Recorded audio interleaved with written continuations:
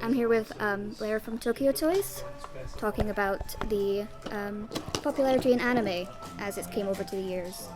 So my first question is, as an anime fan yourself, when did you start noticing anime started getting more popular? At least over here.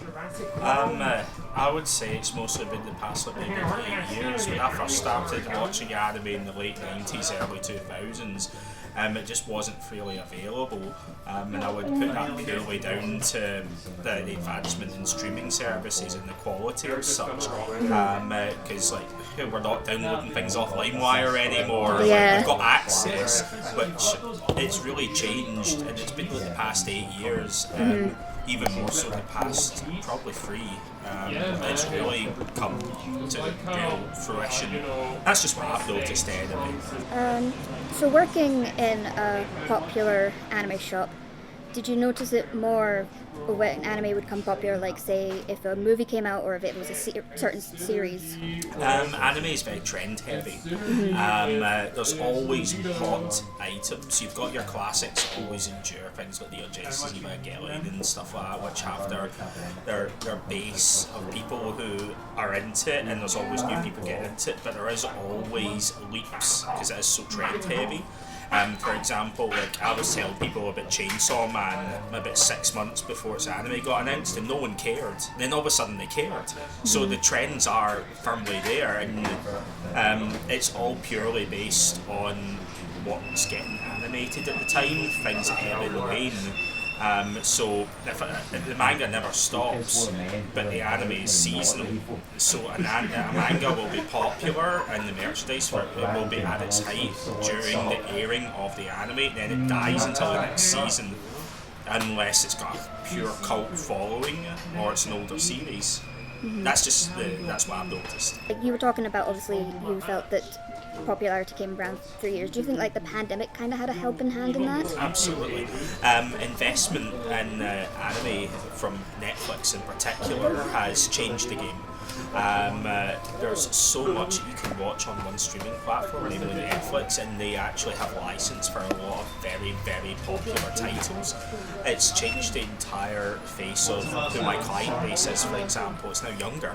My average age has went from 15 to 12, which has made its own challenges because a lot of anime and manga titles aren't suitable for those age ranges purely because of cultural differences from the source material to our culture knows. So we've had to adjust how we observe and recommend books to people because they're so young and we're talking to parents now. Part of our role is to make sure parents are as educated as they can be because there's a lot out there which absolutely is not suitable for a younger reader. That's just what I've seen recently. Because I've definitely noticed it a lot. Like people that I knew who hated anime just gave it a shot and went, you know what, it's not too bad. This is what I say to parents, there's something for everyone. Yeah. You could like detective dramas, I've got you. You could like, soap operas, I've got you. Sci-fi, I've got you all over. It's just, it goes back to the stigma. People believe it, they shouldn't like it. Yeah. Because of the stigma. But if you give it a chance, you'll find that the story elements are a lot better than what our traditional TV elements would be, like Coronation Street, for example. Garbage, hot garbage, but watch a slice of life, it's really good. Right, let's hope nobody who's listening to this podcast is a fan of those soaps. Is that you? No, don't worry. No, I'd watch too much anime to like any of that. But for the last question, I was just saying, what do you think the future of anime is going to be like? From what I've seen, there's a lot more small conventions as well as larger ones happening as it goes on. Consuming of the product is at an all-time high. People are wanting more books, and it isn't just the hype stuff. When we recommend new things, different things, people are engaging with it, and it's not just no, but I just want Dragon Ball, only Dragon Ball, or something like that.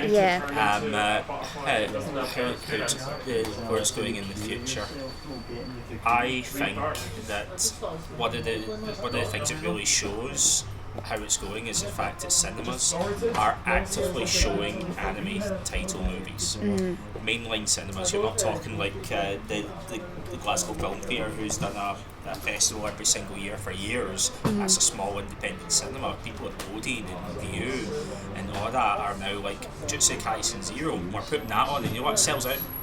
Dragon Ball Broly movie sells out. They'll probably show the Makoto Shinkai movie. Yeah. They missed a trick not showing the latest Evangelion, but Yeah, Amazon already acquired it. Yeah, I thought that would have been here as well, so... It wasn't. Amazon acquired the license to put it up first, and it was delayed heavily a year after the release in Japan. But I think that really shows that everything comes down to the money for a lot of companies, and how the anime as an item is pushed purely is based on the money factor for a lot of these larger companies who, unfortunately, Tokyo Toys is a small company. We can't really influence that much of it. It comes down to larger people than ourselves to put it out there.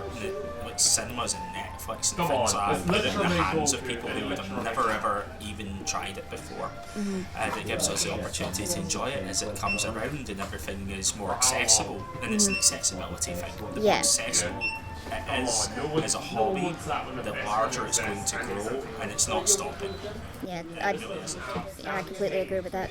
But yeah, thank you so much for doing this interview with me. And yeah.